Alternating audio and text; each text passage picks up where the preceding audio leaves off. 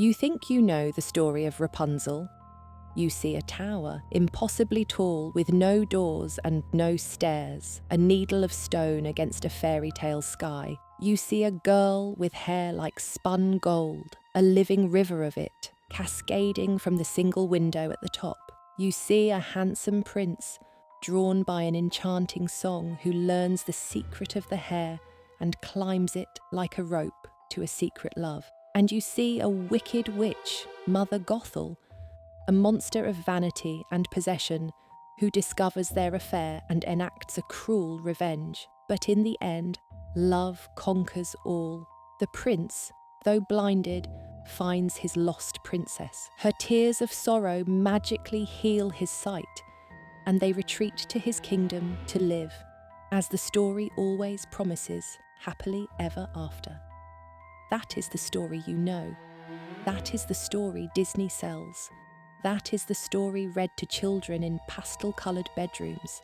And it is a profound, deliberate, and calculated lie. The story you have been told is a forgery, a pale and hollowed-out imitation of the original. The real story, the one that echoed in barns and cottages for centuries before it was ever written down, is not a romance. It is a tragedy.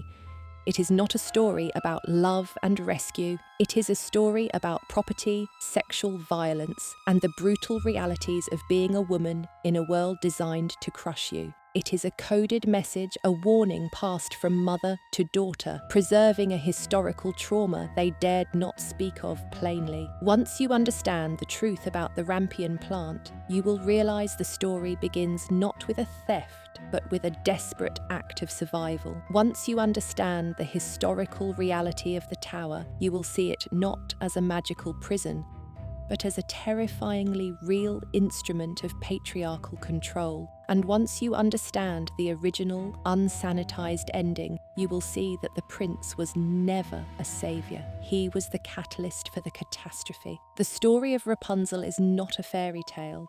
It is a crime scene, preserved in folklore. And tonight, we are going to peel back the layers of sugarcoating and reveal the bone-chilling truth they never wanted you to know.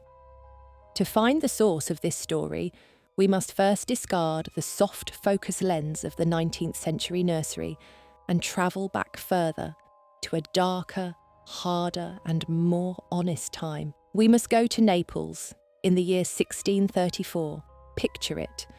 A city teeming with life and death, a place of staggering wealth and abject poverty, where superstition and faith were woven together so tightly you could not find the seam. It is here that an Italian writer and courtier named Giambattista Basile published a collection of tales called The Pentamerone, and tucked within its pages is a story called Petrasinella. Petrasinella. It means little parsley in the Neapolitan dialect, not Rapunzel, parsley. In this version, the story is starker, faster, and bleeds with a realism the later versions would carefully excise. A pregnant woman named Pascadocia craves the parsley growing in the garden of an ogress. She steals it. She is caught. The ogress demands the child in payment. The deal is struck. The girl, Petrasinella, is born and, at the age of 7, is handed over. The ogress raises her in a tower with no door, and the girl's fantastically long hair is the only means of entry. A prince comes, they fall in love, and their affair is discovered. But here, the story takes a sharp turn away from the familiar. Petrasinella is not a passive victim. She is clever. She learns magic from the ogress and plots her own escape. She uses 3 magical acorns given to her by the ogress against her captor, turning them into a ravenous dog, a ferocious lion, and finally a wolf that devours the ogress completely. Petrasinella and the prince escape, and only then do they live happily ever after. This version is already a world away from the one we know. It is grim, yes, but it grants its heroine agency. She is a survivor, a strategist, a magic user who saves herself. But even this is not the true foundational layer of the tale. Basile was writing for a courtly audience. He was collecting and, in his own way, sanitizing the raw, unwritten stories of the common people. The story of Petronella is a crucial stepping stone, but it is still a performance. To find the heart of the matter, we must look at the elements all these stories share: the craving, the tower, the hair, the prince, the punishment, and place them not in the world of magical acorns and fairy tale kingdoms, but in the unforgiving landscape of pre-modern Europe. You have to understand the context here. We are talking about a world without social safety nets, without modern medicine, without a meaningful rule of law for the poor or for women. Life was, as the philosopher Thomas Hobbes would write just a few years after Basile, solitary, poor, nasty, brutish, and short.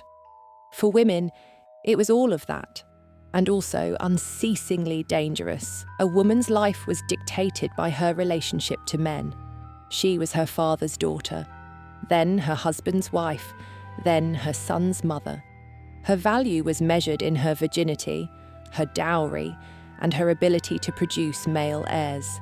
An unmarried, non-virginal woman was a pariah, an outcast with almost no means of survival. This is the world that created Rapunzel, not a world of fantasy, but a world of fear, and every element of her story is a reflection of that fear. Let's begin where the story does, not with a girl, but with a plant. In the German version, the one the brothers Grimm would later collect and famously name, the plant is Rapunzel Glockenblume, or rampion. It is a real plant, Campanula rapunculus, a common European wildflower with a root that can be eaten like a radish and leaves that can be used in salads. The story presents the mother's desire for it as a simple, overwhelming craving of pregnancy, a whim. But in a world haunted by the constant spectre of famine, this craving takes on a terrifying weight. Imagine a small village in the Holy Roman Empire in the 17th century. The 30 Years' War has been raging for decades, leaving a trail of devastation. Armies have crisscrossed the land, stripping fields bare, slaughtering livestock, and spreading disease. The harvest has failed, not once, but twice. The communal grain stores are empty. People are eating boiled leather, grass, and tree bark. Reports, which we now know to be horrifyingly true, speak of cannibalism in the more desperate regions. In this village lives a woman. Let us call her Ursula. She is pregnant with her first child, and she is slowly starving. Her body is racked with the specific and desperate hunger of malnutrition. Her husband, a simple farmer, can barely find enough acorns to keep them both alive. But from the window of their tiny, cold hut, Ursula can see one place that seems untouched by the devastation: a walled garden. It belongs to an old woman on the edge of the village, a woman they call the Zauberin, the sorceress, but who is perhaps just a widow with enough resources and knowledge to protect what is hers. In her garden, things still grow, and among them, Ursula sees the bright green leaves of rampion. This is not a whimsical craving for a tasty salad. This is a biological imperative. Her body and the life inside it is screaming for nutrients, for vitamins, for anything that will sustain it. In the folklore of the time, the cravings of a pregnant woman were considered a powerful, almost supernatural force. To deny such a craving, it was believed, could result in a miscarriage, a stillbirth, or a deformed child. The life of the unborn baby was thought to be directly linked to the satisfaction of the mother's desires. So when her husband risks his life to steal the rampion, he is not just indulging his wife, he is trying to save his child, and the plant itself was significant. Rampion, along with parsley and other herbs, was part of the pharmacopoeia of the village midwife or cunning woman. These plants were not just food, they were medicine. They were believed to aid in fertility, to ease the pains of childbirth and to stimulate the production of breast milk. The mother's desperate craving is for the very thing she believes will ensure a safe delivery and a healthy baby. It is a primal, desperate gamble for survival. When the witch, the owner of the garden, catches the husband, her demand is not arbitrary. "You can have all the rampion you want," she says, "but you must give me the child." This is a transaction, a cruel piece of business that reflects a brutal reality. The child is the price of the mother's survival. The witch is not just taking a baby, she is claiming the product of her property. The rampion sustained the pregnancy, therefore the result of the pregnancy belongs to her. It is a terrifyingly logical contract in a world where life is cheap and resources are everything. And she names the child Rapunzel. She literally brands the girl with the name of the debt. The child is not a person, she is a plant, a thing, a piece of property exchanged to settle a desperate account. From the moment of her birth, Rapunzel's identity is erased and replaced with the symbol of her status as a commodity. Her life is not her own. It never was. Now let us consider the figure who claims her. We call her a witch, Mother Gothel. The name Gothel itself is interesting. It can be translated as godmother, which twists the relationship into a dark parody of a sacred trust. A godmother was meant to be a spiritual protector. Gothel becomes a physical jailer. She is one of the most compelling villains in the fairy tale canon, often depicted as a figure of pure vanity, hoarding Rapunzel's magical youth-giving hair to stave off old age. But this, too, is a later invention, a convenient simplification designed to make her evil understandable. The historical figure she represents is far more complex and far more frightening. She is not a cartoon villain. She is a woman of power in a world that denies women power. In the context of the 17th or 18th century village, who was this woman at the edge of town with the walled garden, the one they called a witch? She was likely a woman who lived outside the conventional patriarchal structure, a widow who had inherited property and managed to keep it, a spinster who never married, or most likely, she was the village herbalist, the midwife, the Weisfrau or wise woman. She was the one who knew the secrets of plants, the one who could deliver a baby, concoct a potion to soothe a fever, or provide an abortifacient for a desperate girl. This knowledge gave her a strange and precarious kind of power. She was essential to the community, but she was also feared. Her work was a messy business of birth and death. If a baby was born healthy, the parents thanked God. If the baby died or the mother died in childbirth, an appallingly common occurrence, it was easy to blame the midwife. It was easy to whisper that her knowledge was not of healing, but of dark magic.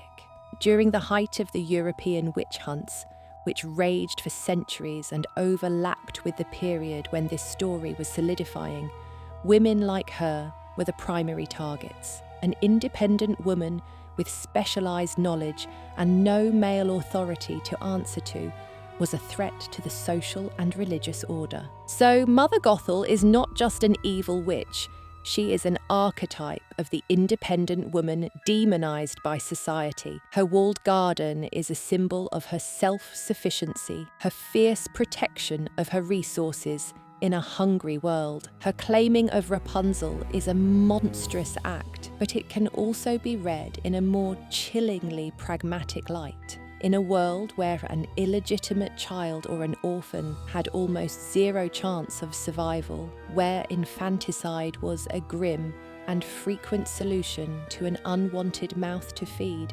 Gothel's action is a form of acquisition. She is not saving the child out of kindness, she is taking the child as a resource, an investment for the future. She takes the girl, and when she turns 12, she locks her in a tower, the tower. It is the central, defining image of the story, a stone cylinder in the middle of a forest, with a single room at the top, and no way in or out except for the window. We accept it as a piece of fairy tale architecture, a magical prison for a magical girl. But the tower, like the rampion, is rooted in a grim historical reality. It is a symbol, magnified and made fantastical, of the practice of female confinement. For centuries in Europe, the control of female movement was a cornerstone of social order. A noble family's honour and its ability to make strategic marriage alliances depended entirely on the proven virginity of its daughters. A daughter who was compromised was worthless, a stain on the family's reputation. To prevent this, young noblewomen were often kept in a state of near total seclusion. They were confined to the women's quarters of the castle or estate, rarely allowed out, and constantly chaperoned. Their lives were, in a very real sense, lived in a tower.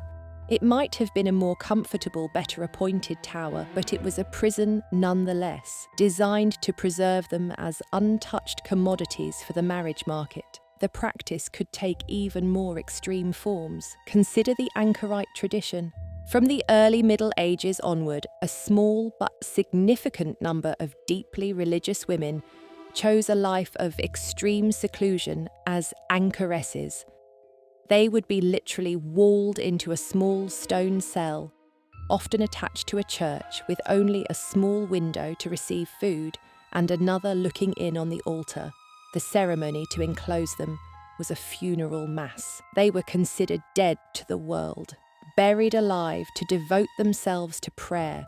While this was technically a voluntary act, it was often the only option for a woman of intelligence and spirit who did not wish to marry. It was a way to escape the brutal mechanics of the patriarchal marriage system by choosing a different kind of prison. The tower in the story is the symbolic fusion of all these forms of female enclosure. It is the castle keep, the convent wall, the anchorite's cell. It is a physical manifestation of the idea that a woman's body must be locked away from the world to protect its value. Gothel is not just being cruel, she is acting out the logic of her society in its most extreme form. She is raising Rapunzel as a prized possession, keeping her in a vault, pure and untouched, until what? The story doesn't tell us what Gothel's long-term plan is. But in a world where a beautiful young woman was a valuable asset, it is not hard to imagine, and the only way into this vault is the hair.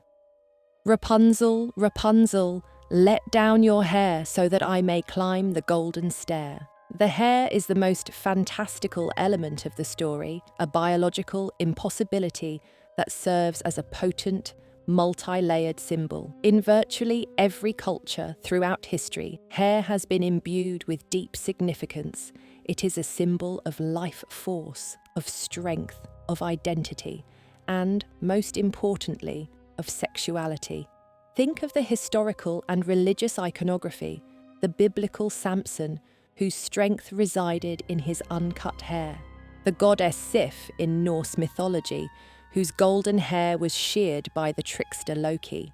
In Christian tradition, Mary Magdalene is often depicted with long, unbound hair, a symbol of her past as a fallen woman, her unrestrained sensuality. For centuries, social convention dictated the state of a woman's hair. A young, unmarried girl could wear her hair down, long and free. But upon marriage, her hair was to be bound, braided, or covered by a cap or wimple. To show one's hair uncovered in public as a married woman was an act of impropriety, even of brazenness. Unbound hair was for the bedroom, for one's husband. It was explicitly sexual. Rapunzel's hair, then, is the ultimate symbol of her budding womanhood, her untapped sexual power. It grows to an impossible length because it is completely unrestrained, kept in a natural state, untouched by the world and its social conventions. It is a manifestation of her pure, raw, virginal femininity. And it is this very symbol of her purity that Gothel uses as a tool of control. The hair is the rope that allows the jailer access to her prisoner. The thing that makes Rapunzel beautiful and desirable is also the instrument of her confinement. It is a perfect, terrible metaphor for the way patriarchal societies have often turned a woman's own biology and sexuality against her, making it both a source of power and a cage. She is locked away, her only human contact a controlling and possessive mother figure. She is utterly innocent, completely ignorant of the world. And then, one day, a man hears her singing "Enter the Prince." In our modern, romanticized retellings, the prince is the hero. He is the answer to Rapunzel's prayers, the one who will rescue her from her lonely existence. He is charming, gentle, and his love is pure. This is a dangerous fantasy, and it is the most significant lie of the sanitized version. Let us look at him through the lens of the original story's context. He is a Königssohn, a king's son, a member of the aristocracy. He is riding through the forest, his domain, when he hears a sound that pleases him. A beautiful song. He investigates. He discovers a beautiful girl, locked away, seemingly unattainable. This does not deter him. It makes her a challenge, a prize to be won. He is not motivated by love at first sight. He is motivated by curiosity and conquest. Imagine a young nobleman in the 18th century. He is wealthy, powerful, and utterly unaccountable for his actions, especially when it comes to women of a lower social station. The concept of droit du seigneur, the right of a lord to have sexual relations with his female vassals, may have been more myth than legally codified law, but the underlying power dynamic was brutally real. A nobleman could take what he wanted from a peasant girl or a servant, and she would have no recourse. There would be no trial. There would be no justice. Complaining would only bring ruin upon herself and her family. This is the prince. He is not a romantic hero. He is an aristocratic predator. He watches, he learns the secret of the hair, and he waits for his moment. He comes to the tower at night, imitating Gothel's call. And what happens when he climbs that golden rope and enters the tower room? Rapunzel, who has never seen a man before, is frightened at first, but he speaks to her gently. He tells her that his heart was so moved that it gave him no peace, and he proposes marriage. We must be clear about what this scene represents. This is not a courtship. This is a seduction. He is a man of the world, skilled in the arts of persuasion. She is a girl who knows literally nothing of the world. The power imbalance is absolute. He comes to her again and again, secretly, at night. The story tells us they had a joyful and merry life for a time. This is a euphemism. The original oral tales would have been far more explicit, and even the early written versions leave no doubt as to the nature of their relationship. It is sexual, and this is where the first, most crucial act of sanitization occurred. In the first edition of the Brothers Grimm's collection, from 1812, the story contains a devastatingly naive line. One day, long into her affair with the prince, Rapunzel says to Mother Gothel, "Tell me, Dame Gothel, my clothes are all getting too tight and will not fit me any longer." She is pregnant. She is a child, so ignorant of her own body that she does not understand what is happening to her.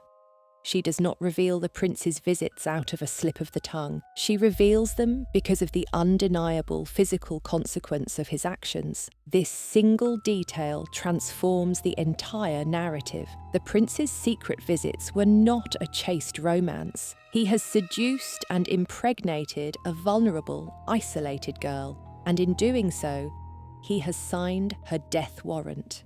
This detail was considered so scandalous, so inappropriate for the bourgeois audience the Grimms were trying to cultivate, that in later editions they removed it.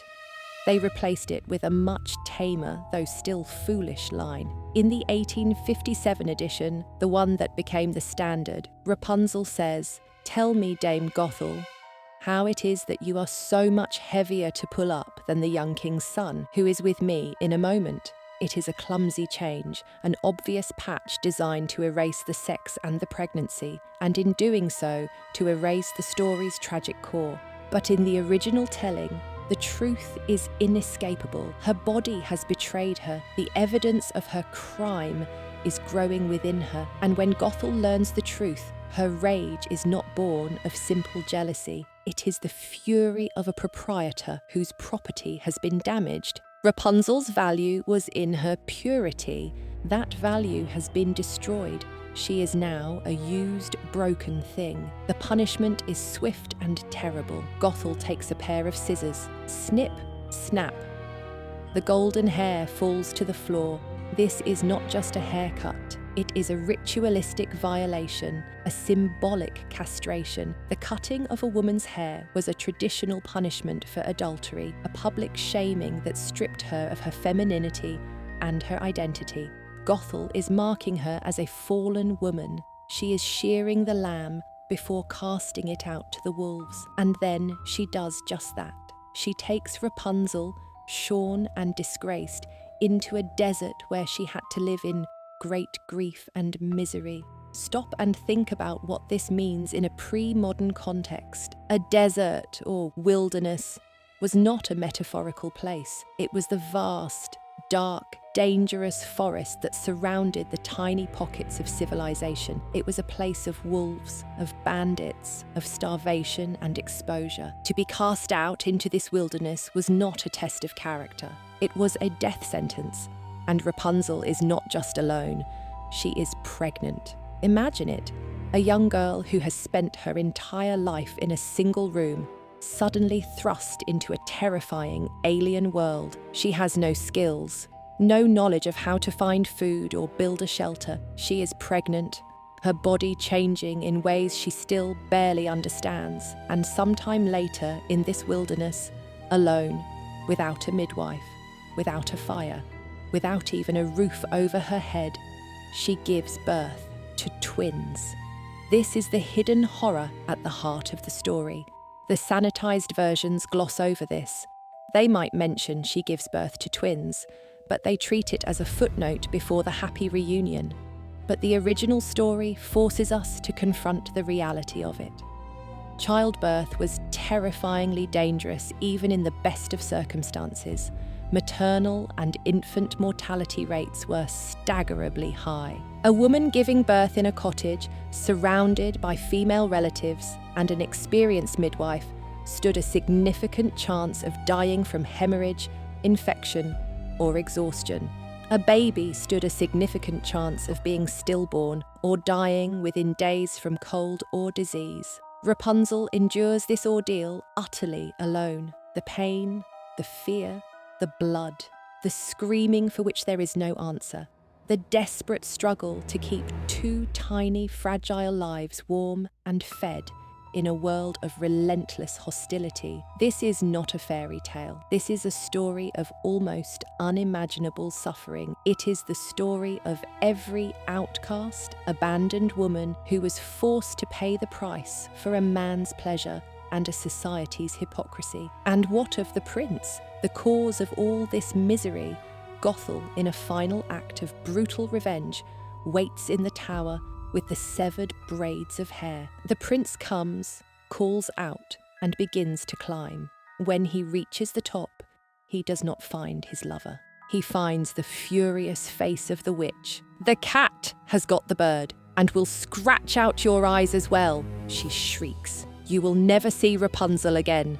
In his despair, the prince throws himself from the tower. He survives the fall, but he lands in a thorn bush, and the thorns pierce his eyes, leaving him blind. This too is a deeply symbolic punishment. It is a form of lex talionis, an eye for an eye. His crime began with his gaze, with the lustful way he looked upon Rapunzel. His punishment is to lose that sight. He is now forced to wander the world in darkness, just as Rapunzel wanders the wilderness in despair. His blindness is a physical manifestation of his moral blindness, his inability to see the devastating consequences of his actions. He cries out for his lost love, eating nothing but roots and berries, his life reduced to a long, slow penance. For years, this is how they live, separated, broken, suffering the direct consequences of their secret affair. The story, at this point, has delivered its brutal verdict. This is what happens when you transgress. This is the price of illicit passion for the woman, exile, shame, and the life-threatening ordeal of unsupported childbirth. For the man, a life of darkness and regret. There is no romance here. There is only ruin. So, with this grim tapestry of evidence laid out, we must synthesize it. We must connect the dots. The story of Rapunzel, in its original form, is not a story about a girl waiting for a rescuer. It is a brutal, step-by-step account of the commodification and destruction of a young woman. First, she is born as a piece of property, named for the debt her parents incurred to survive. She is an object from birth. Second, she is raised in a state of total isolation, a practice that mimics the real-world confinement of women to preserve their purity, which was, in reality, their market value. The tower is the ultimate expression of patriarchal control. Third, her emerging sexuality, symbolized by her hair, becomes the very instrument of her imprisonment, a paradox that highlights how a woman's desirability can be turned into a cage. Fourth, she is targeted by a high-status male predator, the prince, whose actions are not driven by love, but by lust and a sense of entitlement. He exploits her innocence and isolation, a reflection of the real and constant danger posed to lower-class women by the aristocracy. Fifth, the inevitable consequence of their illicit affair, pregnancy, is what exposes her. Her own body becomes the evidence of her crime, leading to a punishment that mirrors the real-world fate of a fallen woman. Sixth, her punishment is a symbolic stripping of her identity, the cutting of the hair, and a literal death sentence, exile into the wilderness, where she is forced to endure the horrors of childbirth alone. This is not a fairy tale. It is a sequence of social and historical realities condensed into a narrative. It is a story about class warfare, systemic abuse, and the absolute vulnerability of women in a world without rights or protection. Why was this story told? Why was it passed down for generations, whispered by grandmothers to their granddaughters by the fireside? It was not for entertainment. It was for survival. It was a coded instruction manual, a warning. The message was brutally clear. Do not stray, or do not trust charming men, especially those above your station. Guard your purity, because if you lose it, society will discard you. Understand that your body is not your own. It is a vessel whose value is determined by others. A single misstep will lead to ruin, exile, and a lonely death. The story was designed to terrify young women into compliance. It was a tool of social control, but it may also have been a genuine attempt by older women to protect the younger generation by showing them, in the starkest possible terms, the unforgiving nature of the world they inhabited. It was a way to transmit the knowledge of shared trauma, and then along came the sanitizers. The chief agents of this change were Jacob and Wilhelm Grimm. It is impossible to overstate their importance in the history of folklore, but we must be clear about what their project actually was. They were not simply passive collectors, wandering the German countryside with a notebook, transcribing the quaint tales of peasants. They were academics, philologists, and fervent nationalists living in a time of political upheaval. The German-speaking lands were a fractured collection of states, often dominated by Napoleon's France. The Grimm's project was part of a larger romantic intellectual movement to discover and construct a unified German cultural identity, a Volksgeist or spirit of the people. They believed that the purest expression of this spirit could be found in the old tales, the Märchen, but the stories they actually collected were often messy, contradictory, violent, and filled with the kind of earthy sexual frankness that did not align with the emerging Biedermeier culture of the 19th century, a culture that emphasized domesticity, family, piety, and a strict moral code. Their source for Rapunzel was likely the family of their neighbours, the Hassenpflugs, who were of Huguenot, French descent. This means the German version they heard was already a variation of a French tale, which itself was descended from Basile's Italian Petrocinella. As they prepared the stories for publication, the Grimms began a process of editing, refining, and, most importantly, censoring. Their motives were twofold: to create a scholarly work of German philology and to create a book that could be sold to a middle-class audience as an Erziehungsbuch, an educational book for children. This second motive was the death knell for the original tragic Rapunzel. The raw story was simply too grim, too sexual, too amoral for the nursery. It had to be cleaned up. It had to be given a lesson that reinforced 19th century Christian values. Let's look at the before and after of their sanitization.